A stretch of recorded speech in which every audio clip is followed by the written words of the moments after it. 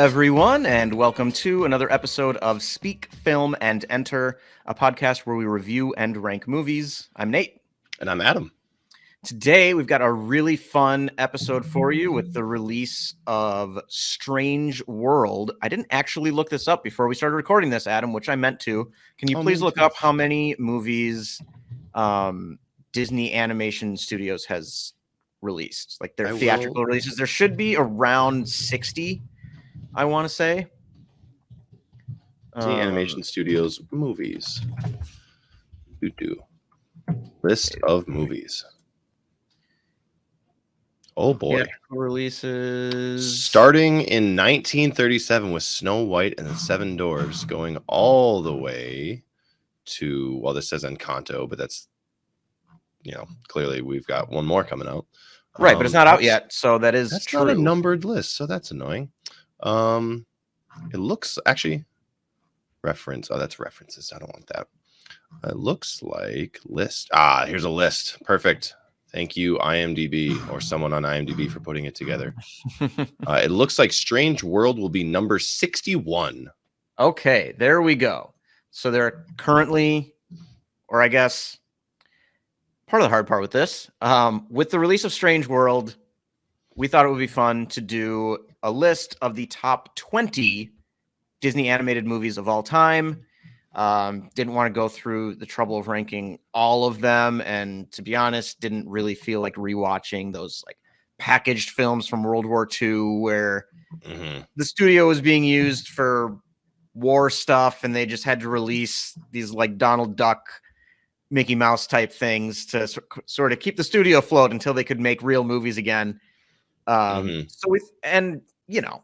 all their movies are great. We don't need to sit here and spend any time talking about Chicken Little or Home on the Range or anything like that. So I think top 20, they're all going to be really good. There are also some very good movies that did not make this list. I made this list myself. So Adam will be learning about it just like the rest of you. Hey. As we move along. So we are recording this before Strange World is released in theaters, but this will be released after Strange World comes out. So in the review for Strange World, maybe we'll talk about if this would have made one of our lists for a top 20, top 25 Disney animated movie of all time. But as of recording this, the movie's not out yet, so we could not consider it for this list. So Adam, anything you want to add? Your any nice personal history with Disney animated movies you'd like to share? I think the only thing I really want to say, I think my first Disney animated movie was probably Fox and the Hound. I think that's pretty common for kids our age. It's pretty palatable for children. It's also like dogs and a fox. It's pretty, it's animals. It was out before we were born. So like our parents kind of knew what it was already. Yeah. Exactly. Yeah. Yeah. It's like that, and Bambi was another one that I saw, probably one of the first ones, and watched that one a lot. And I think the most watched one of my childhood was easily The Lion King. Yeah. I mean, that's probably their most popular movie ever. Yeah. And especially for millennials born early 90s, The Lion King was just thrown on loop, basically. Yeah. Like I think I watched it several times a day. One of their best runs for sure. I grew up watching a ton of these movies too, like 101 Dalmatians and The Jungle Book. My dad liked some of the older ones. Robin Hood. I was a big fan of Robin Hood when I was a kid. I have a distinct memory of, we had all those VHS jackets. Yep. You know, and one of my, you know how like your parents have friends and they have a kid who's like the same age as you, so they just kind of like make you hang out with each other sometimes when you're like 5. Yeah. And I can't remember either of their names, but it was this girl who was my age and then like one of my dad's friends, and they came over and she had never seen Pinocchio before and she wanted to borrow it. So my dad let them borrow Pinocchio and I never got it back. Never saw them again. We did see them again. We went to their house like the next year and there's like, I don't know where it is. It's gone. Yeah. And so somebody owes me a VHS copy of Pinocchio. All right. Yeah, just throwing that out there. We'll find a VHS version. Right. And I mean, just so you can have the jacket specifically, back. that's what was taken. If you want to make it a Blu-ray, that's cool too. But Probably not. if you can find a VHS version in a garage sale somewhere for 99 cents, I'll take it. Say that, or if you buy it, quote unquote, new, it's probably about the same price as a Blu-ray based on its age and all that. Yeah, so probably collector's item. Also, just the off chance that one of those two people actually sees or hears this, that would be incredible. Because I don't even know who they are really. I mean, you know what I mean? Like, it was one of my dad's friends and his daughter who was my age, and I haven't seen them since I was like 6. Yeah, it's just they've disappeared into the mist of memory. Exactly. So, I mean, the only other thing I'll say about Disney movies is this is every kid's, or nearly every kid's, like first foray into movies, into animation. Like this studio is why people think animated movies are only for kids. But that said, they do them better than anybody else. So it's always shaping children's minds in like their formative years. So I don't know. It's the most collective thing that I think American kids experience, and that's why like Disney World and Disneyland are so big, and why there's so many, people who go there several times a year and really, really, truly care about like what Disney produces and all that kind of stuff. Yeah, I mean, it's become beyond just the movies. Disneyland, Disney World. It's these characters that pretty much everybody has grown up with since like the boomers. Yeah, I mean, part of it too is just the longevity. I mean, they were the only big studio in American animation for decades. Mm-hmm. Starting in 1937. I mean, that's why even now, if you just compare it to something like Pixar, their first movie came out in 95. Disney was already like, 30 movies deep at that point? Yeah. Maybe. Probably more. Incredible just how long they've been doing it. And it is just synonymous with this brand of family animation entertainment.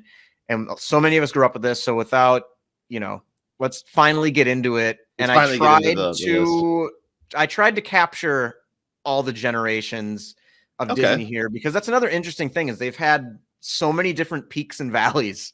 Yeah.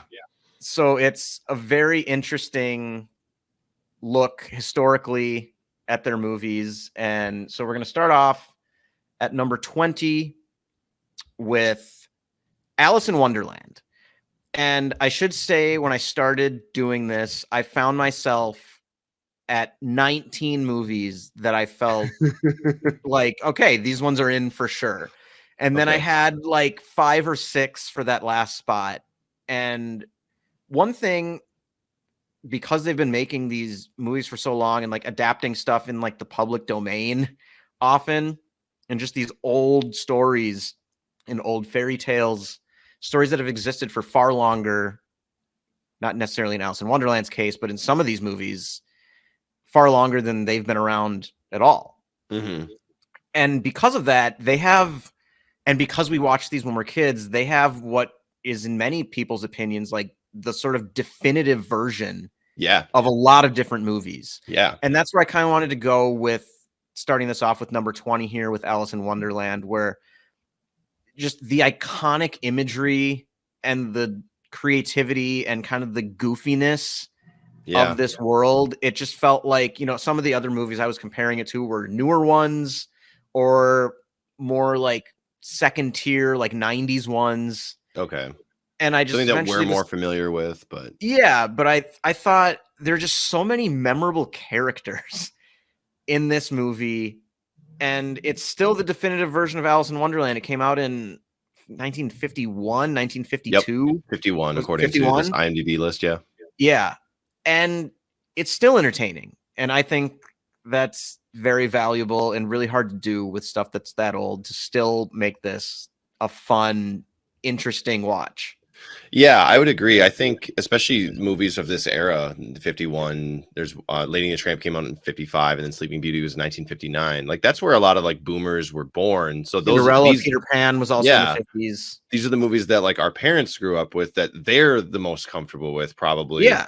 And that, I mean, they shared those with us, because what else are you going to share with your kids but what you knew when you were a kid that you liked.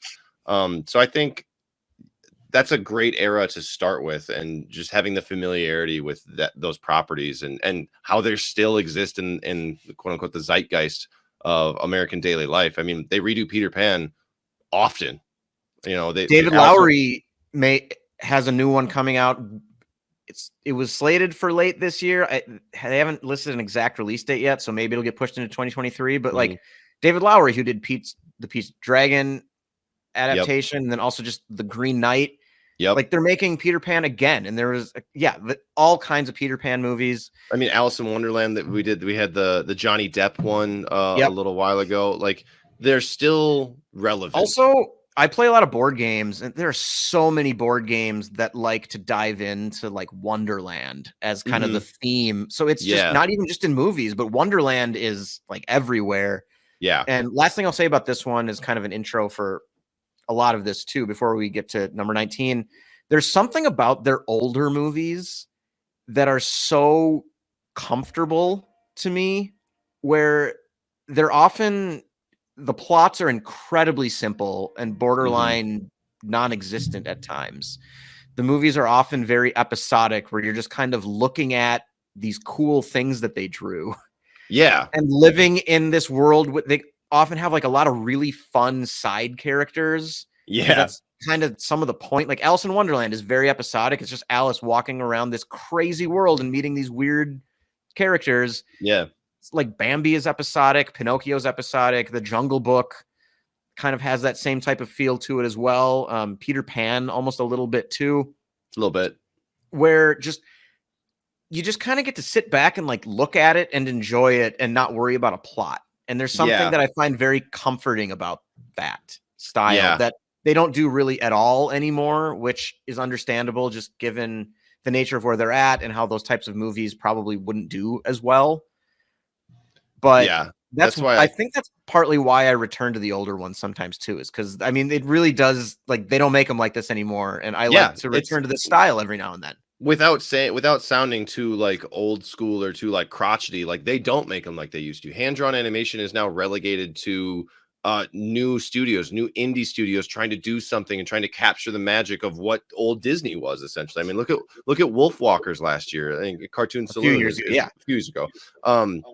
We liked that animation style, but that's all that hand-drawn stuff that you go back to, and it just feels so much more impressive than the CGI character you get nowadays. And that I feel like there's just a closer connection to true art. You know, I mean, everything is art. I don't want to feel, I don't want to say too much there, but the style has more soul to it.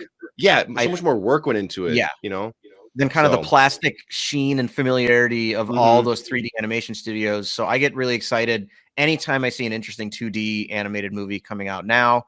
And that is why I often find myself returning to these older ones. So number 20, Alice in Wonderland from 1951, and moving into one of the bigger movies from their newer 3D era at number 19 is Tangled, which I think is just a whole lot of fun.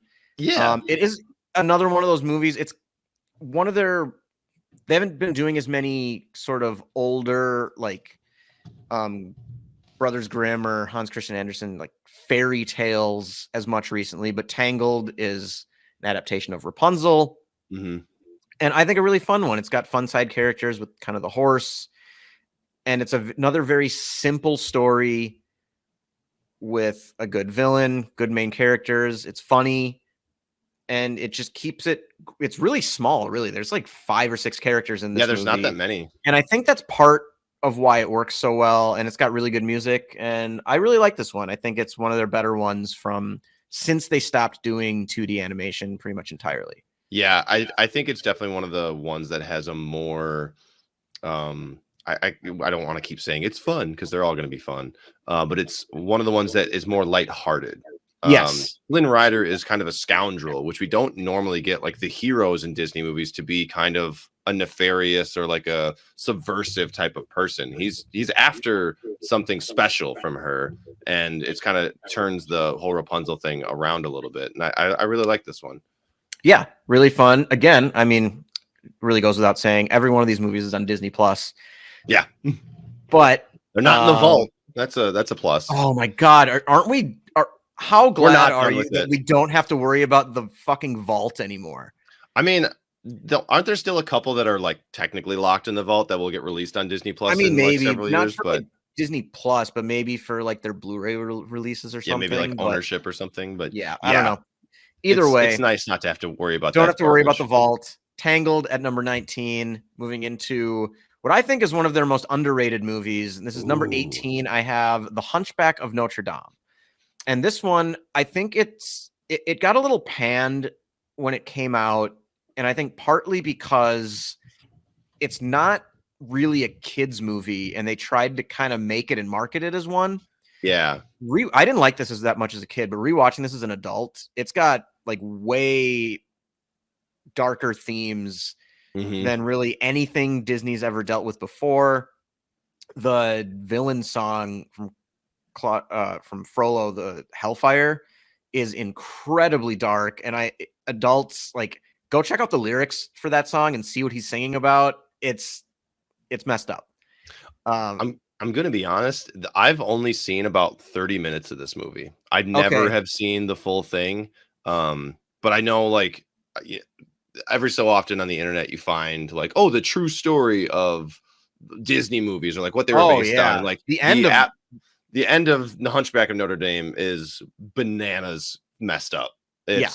It's not it's Well, scary. It's so it's a weird, Victor but Hugo novel. It's the same guy who wrote Les Miserables. yeah, so It's it's gonna be it's gonna yeah, be dark. it's messed up. But I would highly encourage, like, if like you or anybody else who just watched this as a kid and was maybe kind of like, watch this again as an adult. I think it's really, really good and really It'll hit underrated. different. Yeah, Okay. definitely. I had one of the And gargoyle toys, I think, from like McDonald's when this movie came out. And that like was another that's thing that they did so well. I lived for those McDonald's toys. Whenever a new yeah. Disney movie would come out, it was like, we need to Oh go to my god. McDonald's every day for like 3 months until I get all the Until toys. I get all 5 of the Yeah. Happy Meal toys. Yeah. Yeah. I specifically remember the Pocahontas ones were like kind of as far back as my memory goes. I was Okay. 95, so I was 5 years old. And I remember collecting a lot of those from McDonald's. Yeah, I had a gargoyle toy from that era from Nice. this, and that's what I mean. I only saw half an hour of the movie, but I remember the toy. So So that's number 18, The Hunchback of Notre Dame from 1996. Number 17, the original 1977, The Many Adventures of Winnie the Pooh, which is another episodic, this sort of like soft, inviting animation style with iconic characters. I still watch this sometimes, especially like I'll throw movies on sometimes when I can't fall asleep. And this is one of my go-tos because I'll be out in like 5 minutes. And I say that as like a huge compliment. It's just such a comfortable watch. It's one of their it's strange because every time I like watch it or every time I see something, I'm like, oh, that's such a kid's story. Like that is so much more like for like, you know, toddlers and slightly above than any of their other stuff. But it's remained so relevant. It's so ingrained. It's just a perfect child story. I don't really know like Winnie how else the to Pooh describe it. also has some like low-key, sneaky adult wisdom. Yeah, for sure. It's just like the kid who's making like friends with, you know, forest animals essentially and anthropomorphizing all of those things, and it's just so wholesome. It's so great. Yeah, I love it. And I should say, so their last 2D animated movie was another Winnie the Pooh movie that came out in 2010. Okay. That was another one that I considered for number 20, but I thought like I don't need to have 2 Winnie the Pooh movies in here. Fair. And if you're gonna do one, Highly it's gonna be recommended the for that one original. too. I mean, if you like the original 70s Many Adventures of Winnie the Pooh, definitely go check out the 2010 version as well because that's really good. So then number 16, we've got Lilo and Stitch. This might almost be too low. It might be. I mean, you'll see what's above it, and I think you'll get it for every one of them. But this is like 16 was kind of the point where I thought, like, okay, now we're getting into like the rest of these. I think are all 4 stars and above for me. Winnie the Pooh might be as well, but these are all really good movies. Lilo and Stitch is another one that I think, kind of like Hunchback of Notre Dame, it works better when you're a little older, even though it's got the crazy, goofy alien that is fun for little kids. I mean, this is a kid with these are 2 sisters trying to like avoid having the youngest one sent into foster care. Yeah. And it's got a lot of heartfelt moments. It's also really short. It's like 82 minutes or something.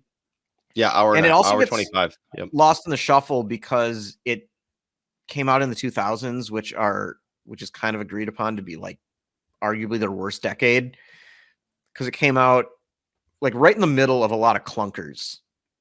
Yeah, But let me see if I can find exactly. Lilo and Stitch is fantastic. And again, just like Hunchback of Notre Dame, if you watched it as a kid, thought it was fine, and you moved on, I would highly recommend watching this again. Also, it's really funny. Her like It's super that funny. that the little girl is super into Elvis is hilarious. Yeah. Also Nani is a fantastic not mother figure, but like she's a fantastic character. That's one of the first like strong female characters, because I don't want to say like that can be such a trope and that's kind of boring. But she's an actual like feminine, strong female character.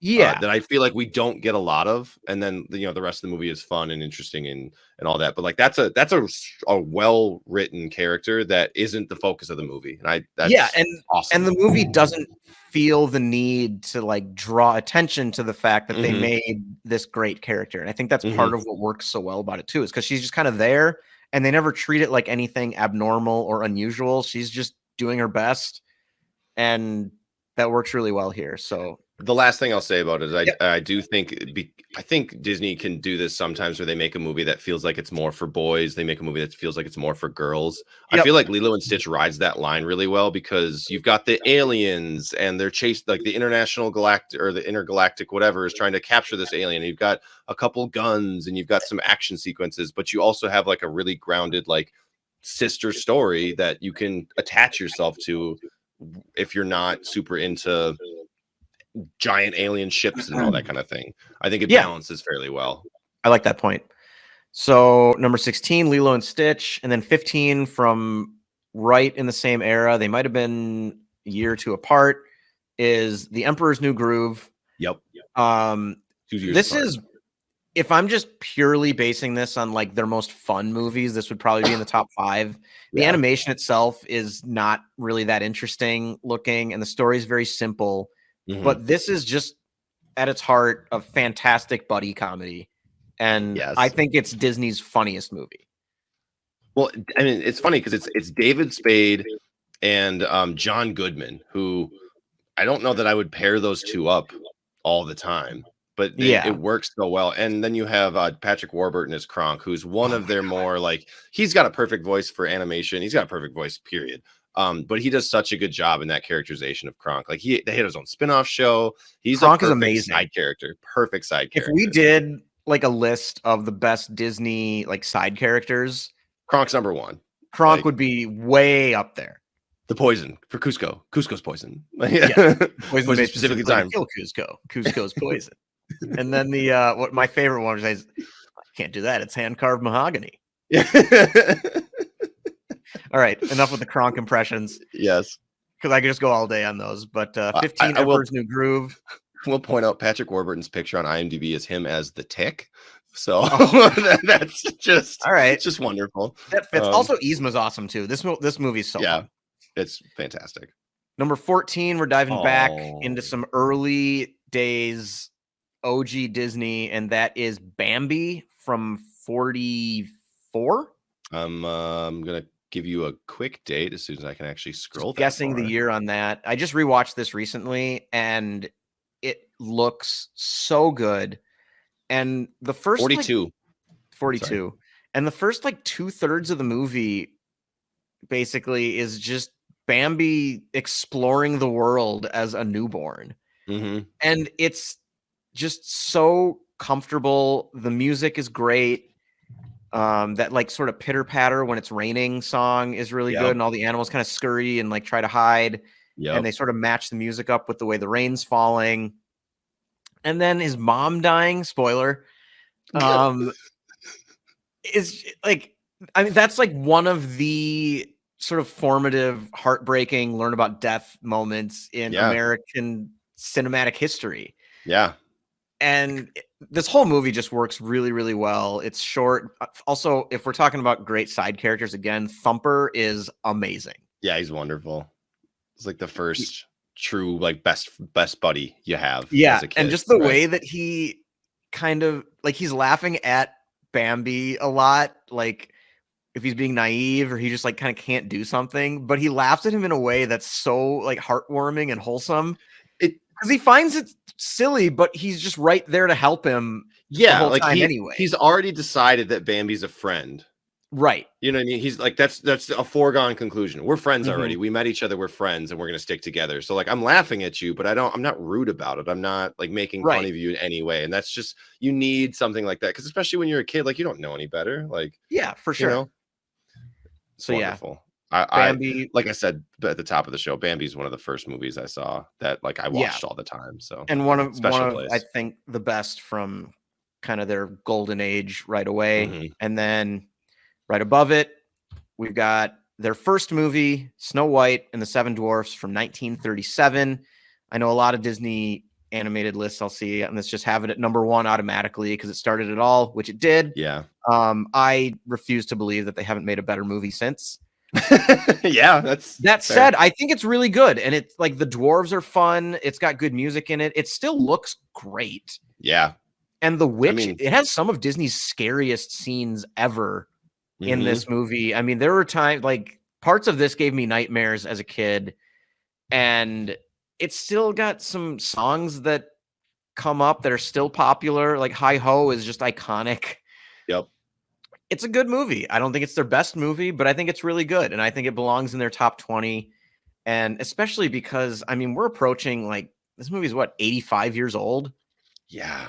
And the fact that it still looks good and is still entertaining, and I just find it incredibly impressive. I couldn't really go any lower than this. I thought about swapping it with Bambi, 13-14 range, but Mhm.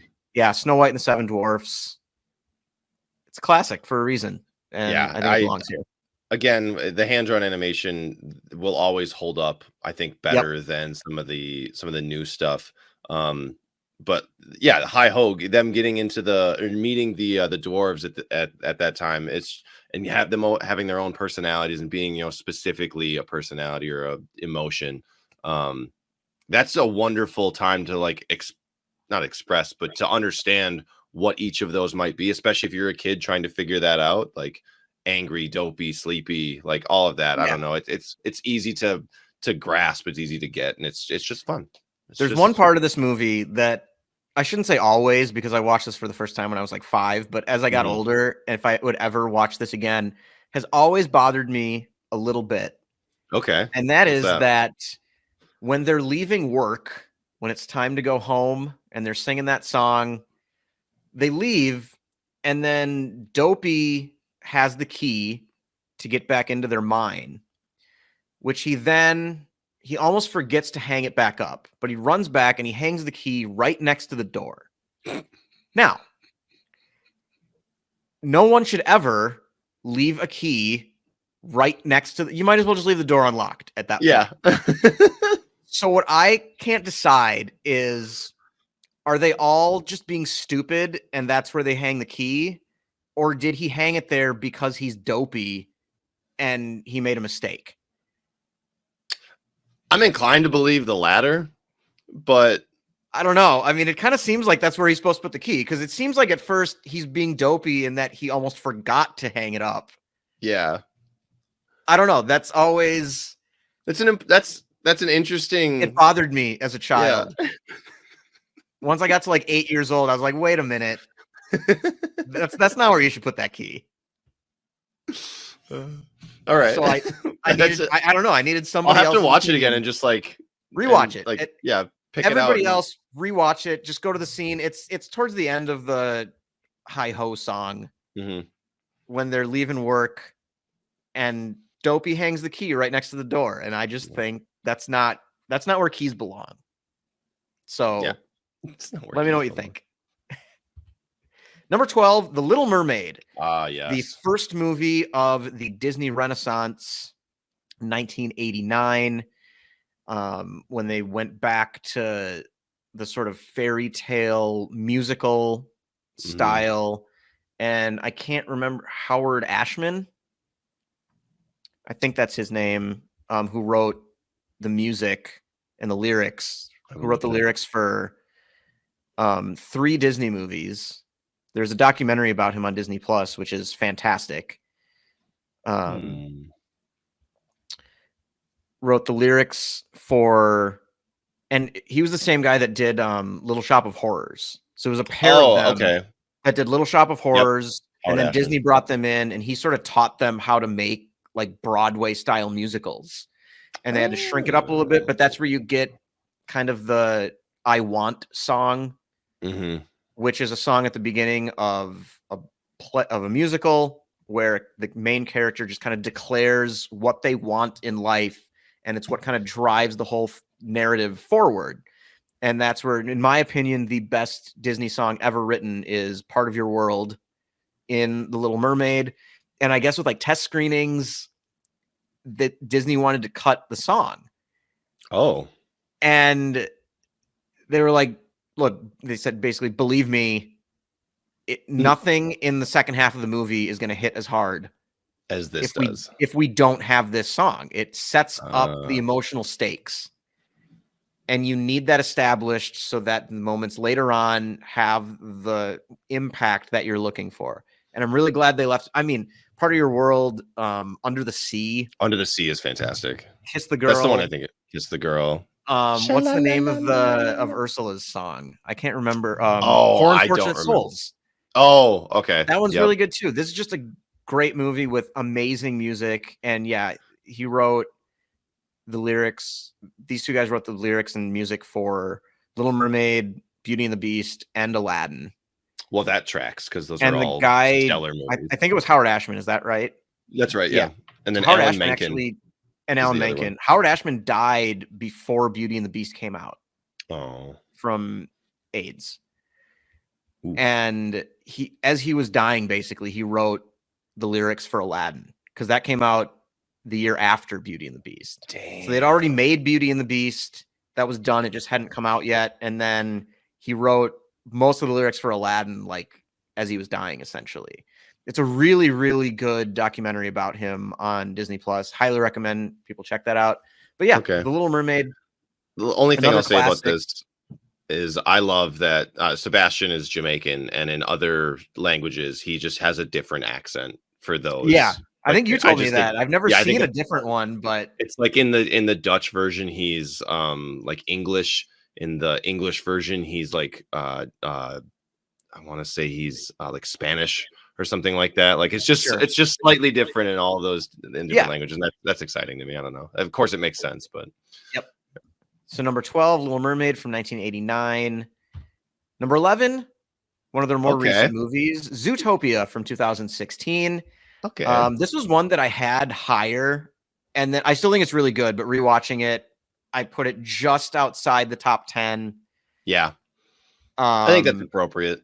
Yeah, I think so too. It's a really good movie, and it's one of their, I think also one of their funnier movies, and really represents kind of the current direction of Disney, or kind of what they're aiming for when they don't do musicals still. Yeah.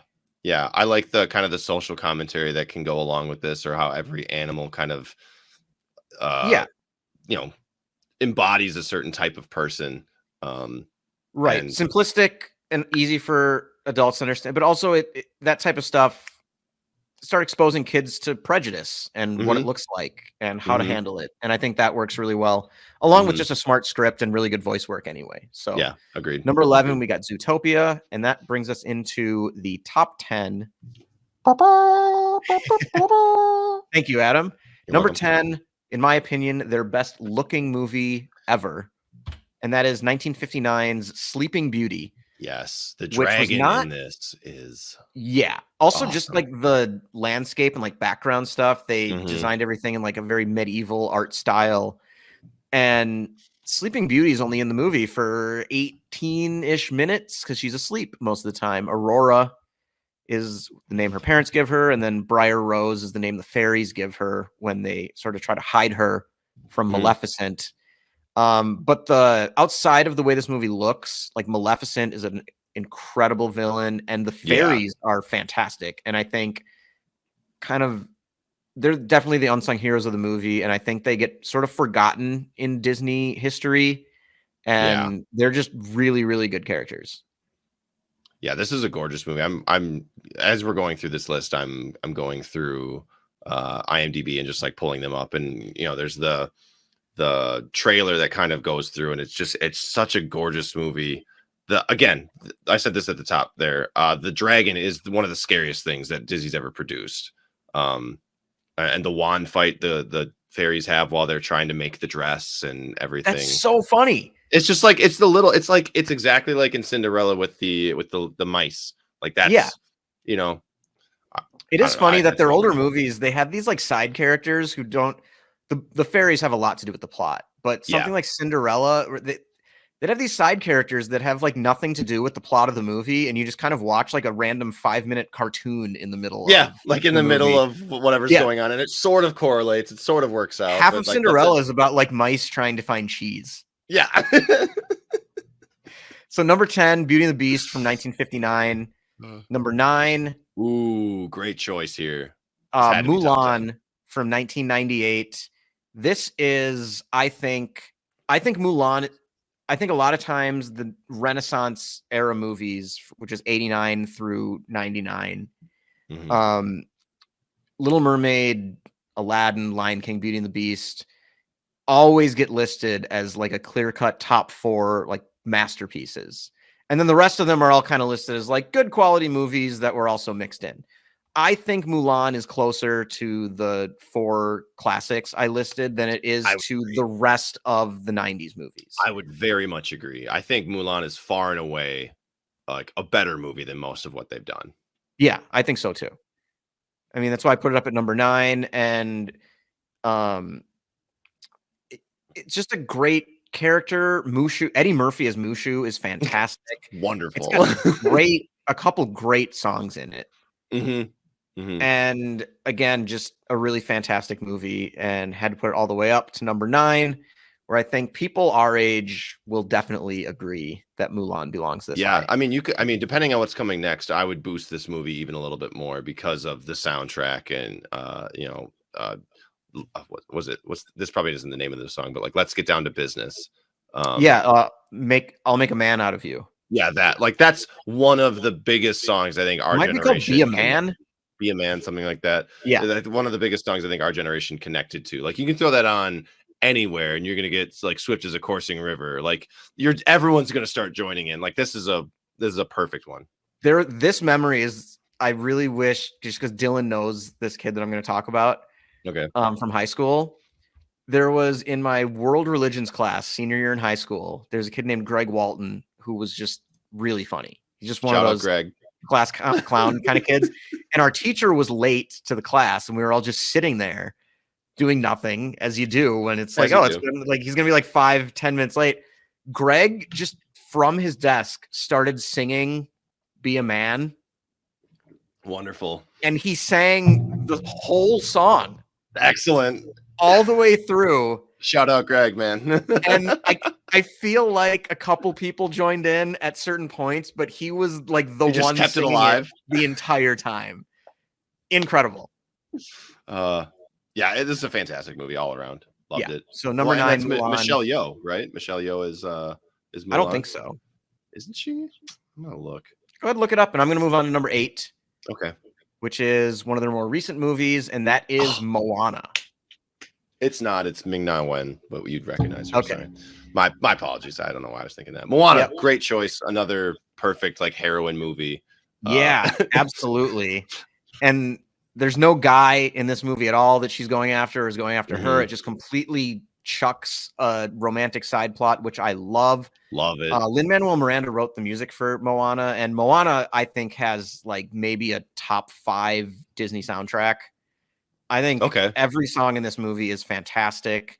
I think it's their best looking of the 3D movies, just with what they do with the ocean and the water. And I think this movie looks great. I think that's a fair assessment. I don't know if I think it's my favorite, like in that regard of best. But yeah, all the water stuff, that's insanely hard to do from an animation perspective to begin with. Yep. So a lot of respect there. I'm a big fan of Alan Tudyk, so him being the rooster. Oh God, yeah. Hi, really it's dumb just rooster. one of my Yes. favorite things. Moana, I feel like bridges kind of every generation or era of Disney movies. It's Yeah. a more modern take on the princess story, but it's got a soundtrack that matches like the 90s Renaissance stuff. Mhm. And then it's the more modern 3D animation style. So Moana's great. Go watch that one if you haven't seen it. I mean, that's definitely one that like everybody can enjoy. Yeah. Agreed. Number 7, possibly, I think their coolest movie. Yeah, I think I it's can up agree there with for that. sure. And that is 1967's The Jungle Book. Again, just that older animation 2D style, the sort of softer, like more comfortable. Muted. Sort Yeah. And that episodic style with a lot of like little like 1-minute songs.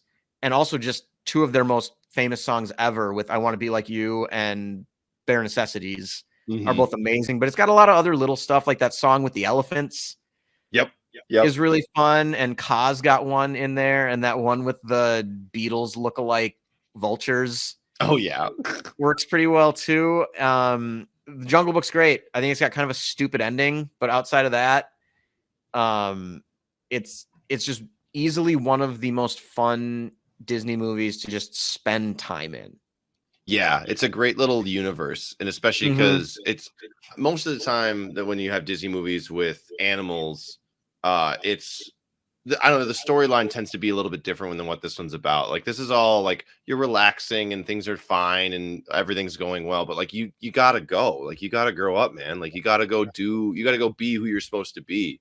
And I love that it's coming from animals here. I don't know, I feel like that theme can appear in a lot of Disney movies, but I think it's just done so well the first time they do it, in the Jungle Book. Yeah, absolutely. And yeah, great music, iconic characters with Baloo and Shere Khan and Kaa and Mo, like great. I mean, number another 7, one that gets remade all the time. So the live action from a couple years ago. Yeah. Yep. I actually really like that one. Yeah. The Favreau one. Yeah. I think that's really good, but it doesn't have the spirit or the soul that the original and has, that's and that's what you're gonna get when you redo some stuff. It's gonna have its own interpretation, but that's why this is such a pure distillation of that, for sure. And number 6, Aladdin. Yep. I'm a little surprised to not see this in the top 5. I was gonna say, so I have a reason for that. As I was Okay. getting specifically, it's that at this point I basically just stop watching the movie after A Whole New World. Like, Okay. I think the ending's just like after that, I think it just gets kind of generic and it plays out in a way that isn't really that interesting to me. All right. But I mean, it's great, but that's just what made me drop it below the 5 that are above it. Okay. But like Jafar and Iago, fantastic. Aladdin and Jasmine with the flying carpet, and Abu and the genie with Robin Williams giving an all-time performance. And again, one of their best soundtracks ever. Yeah. Probably my second favorite. Okay. I didn't know that. I was gonna say this is probably one of the only roles that I can really truly appreciate Gilbert Gottfried's voice as the it works really well. It just it needed to be something a little grating and a little strange and just a little like, I don't want to, but like it's so perfect. Yeah. Not a lot of the villainous side characters are super memorable, and he definitely is. I have another sort of unpopular or opinion or so about Hit Aladdin. us with I it. kind of prefer the movie before the genie shows up. And that's not to say, well, that's our list, everyone. Nate's insane, so it's time to end. That's not to say the genie isn't awesome and hilarious. It just turns into a different movie. That's very true. Once he shows up. I mean, and before Robin that, Williams it has changes this, everything he's in. Before that, though, it has this like darker, like fantasy feel to it with like some secrets lurking and kind of like you're in the shadows, and it just feels a little more like, at least watching it as a kid, it felt a little more like grown up kind of the beginning of the movie with its darker nature. And then Robin Williams and the genie shows up, and it's not that anymore after that at all. And it's still great, but it's a different movie after he shows up. And I guess saying it's better isn't really the right way to go, but I wish they had made an entire movie of with that tone from before he's there. Yeah, that would be interesting to see what this movie would have been like had they cast a different genie, or if they omitted him, because I think there was a story. Again, the internet is undefeated and just making wild things up and just people believing them. It's pretty much its purpose. It's pretty basically that like the genie wasn't even originally written for this movie, and then like Robin Williams, added some style to the audition or something. Like, okay, well, we got to put him in, and it's got to be like this specific thing. And I might just be talking out my ass, but maybe again, the internet is undefeated. So now I'm adding to the mytho. So yeah, number 6, Aladdin, which brings us into our top 5, and I'm gonna have one at 5 here that I think is gonna surprise a lot of people, but not me. I had to be true to myself here, and number 5 is, I think, their best movie from this newer era with the 3D style, and that is WreckIt Ralph. And I know this is gonna be, some people are gonna think WreckIt Ralph shouldn't even be in the top 20. It's generally a well-reviewed movie, but it's not usually listed amongst their like top 10, let alone the top 5. Yeah, I don't particularly think it's fantastic. I like it, but I think I saw it again like a little too late. Like it had been hyped a little bit, and I was like, okay, this is supposed to be a really big movie. I think I saw the first one about the time the second one came out.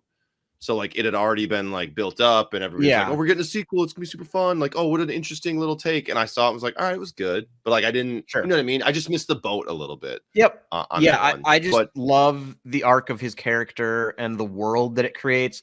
This is their most Pixar feeling movie to me. I would agree with that. And I love the relationship between Ralph and Vanellope. It's got a great voice cast, which also this one, like all the characters look a little bit like the person voicing them. Like John C. Reilly as Ralph, Sarah Silverman as Vanellope, Jack McBrayer as Fix-It Felix Jr., and then Jane Lynch as, I can't even remember her character's name. Calhoun. Yeah, from the looking at it, Alien like military game. Yep.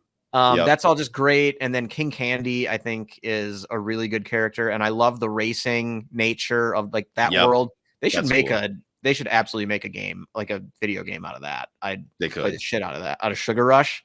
Yeah, it's great. So this is really the only one I think that I like really vaulted up just for personal preference. But I watched it again while I was making this list, and I was just like, I can't keep moving it. I can't move it down just because of what other people think. So yeah, be true to yourself, man. Yeah, number 5 for me, WreckIt Ralph, and then number 4.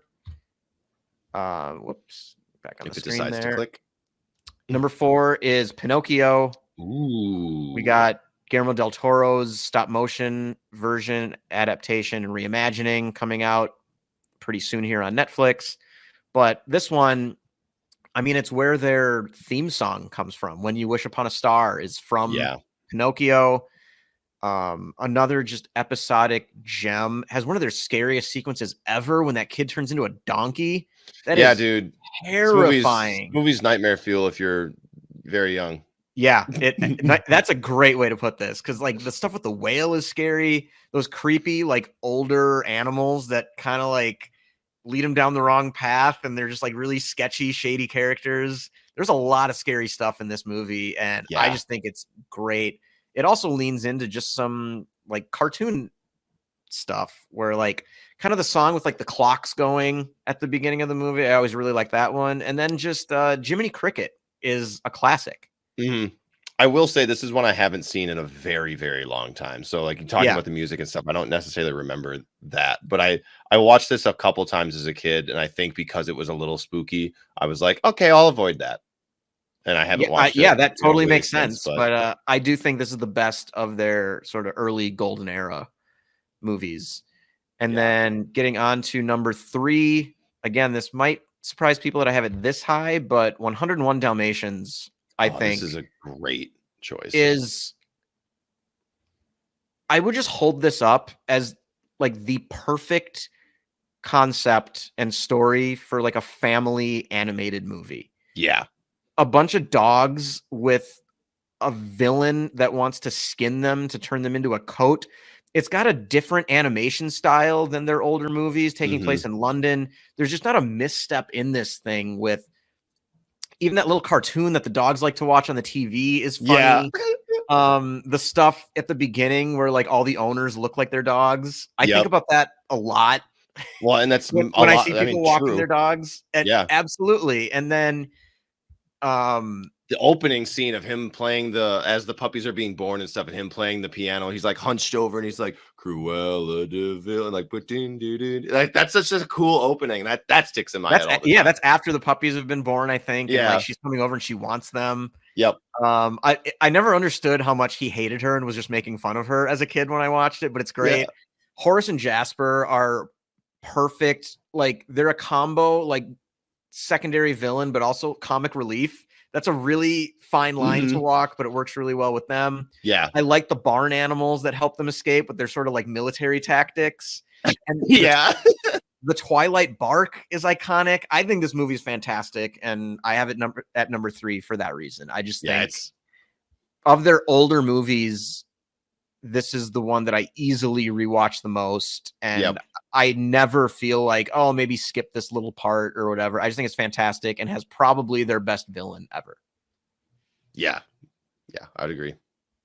So number 2, The Lion King. Oh, not the number 1. Also a potential upset here, but yeah, because I mean, Lion King's fantastic. We did the animated movie bracket a while back, and Lion King was the number 1 overall movie. It was. So that's an interesting choice. The Lion King is a 5-star movie for me, and I think it probably is for you as well. It's just an absolute classic and one of the best animated movies ever made. And the music's great, the characters are great, everything about it is just fantastic. And Rafiki's cool. Yeah. The opening sequence is great. That song is iconic. Like Timon and Pumbaa are super fun. Wonderful. Scar's a great villain. Scar's a fantastic James villain. Earl Jones as Mufasa's death is seared into millennial memory. I mean, like for our parents' age, it was Bambi's mom dying. For us, it was Mufasa dying. That scene with the stampede is still just one of the best, like most cinematic. It's one of the best scenes. The ever. Music, and I think the tense nature of like you see them all running, and like when he's like going back and forth, like trying to find his dad and looking, and it's like I can picture all of that like right now in sequence, and it's absolutely so good. The song that Scar sings when he like gains power with like be the prepared. Nazi salute, be prepared from the Nazi salutes from all the hyenas. Like I didn't get that obviously as a kid. Then I grew up and I was like, oh no shit! Like here we go. Like. And there's so much wonderfulness in this movie. And now that I'm saying this, I can't remember Zazu's actor. I'm gonna have to look this up real fast. I can't remember that either, but yeah, oh, it's Mr. Bean. It's Rowan Atkinson. Is it? Yeah. I never knew that. What the hell? That's amazing. This voice cast is also just bananas. Oh yeah. Jeremy Irons, Whoopi Goldberg, Rowan Atkinson, Moira Kelly, Nathan Lane, Matthew Broderick, Cheech Marin, like Jonathan Taylor Thomas. Yep. Yeah, Jonathan Taylor Thomas. Like there's wow. What it's number 2. It's amazing. It's a fantastic movie. I might go watch it again tonight. I'll probably watch one of these. Yeah. But number 1 for me is the most representative of what Disney animation is, has been, and can be, and that is Beauty and the Beast. It's easily my favorite soundtrack. The opening number with Belle when you're getting introduced to the town, the song is just called Belle. I think that's phenomenal and one of the best just straight musical opening sequences ever. And there's something that kind of their animation style has, I think, where it lends itself really well to like sort of magical moments like at night. Yeah. Kind of.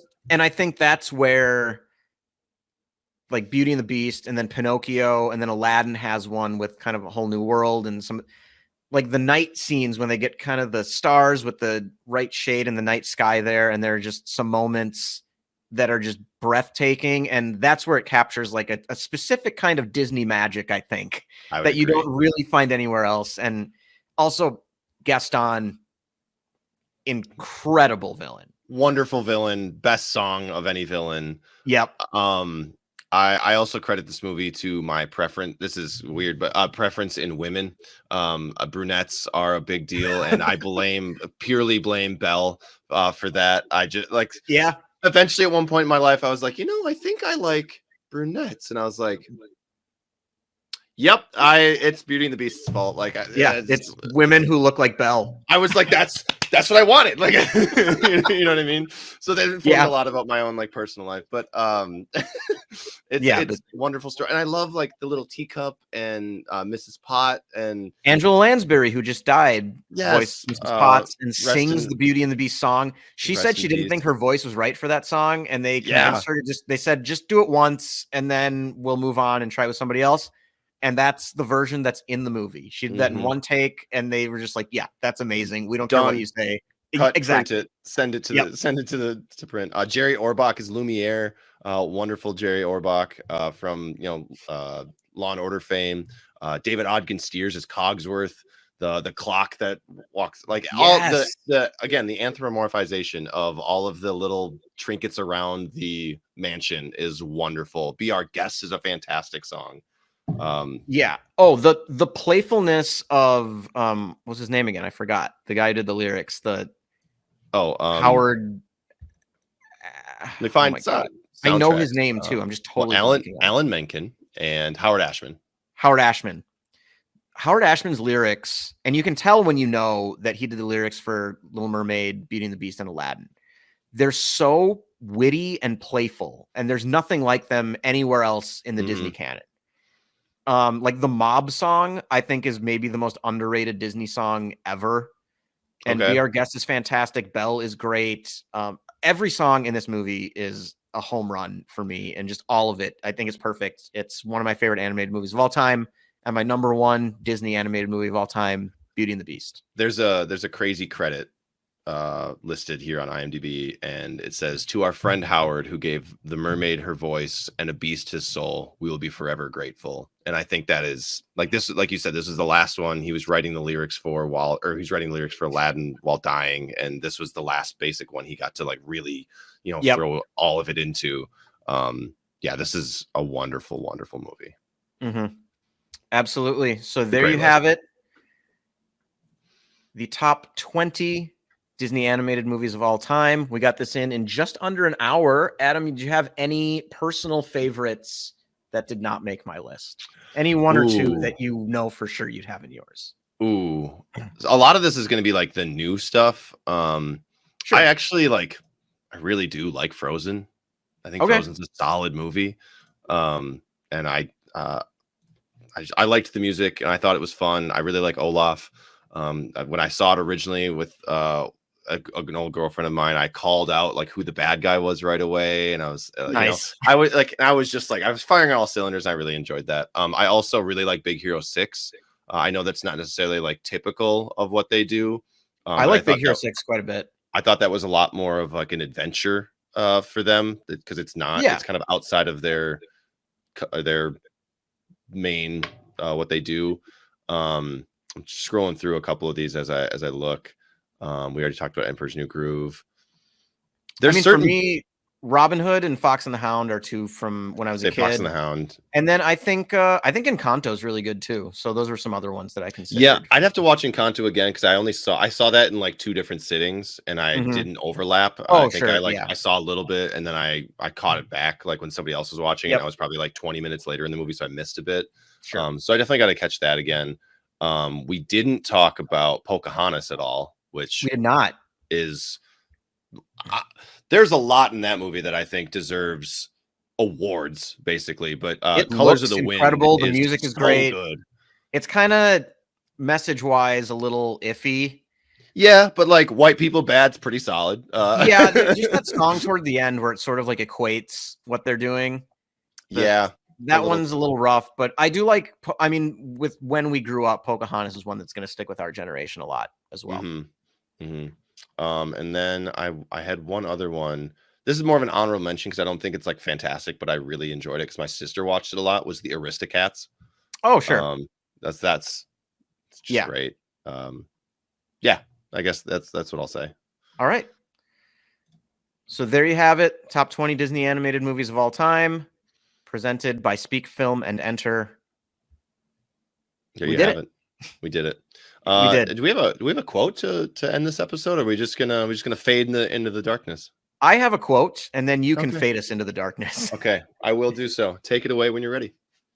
Imagination is the only weapon in the war with reality.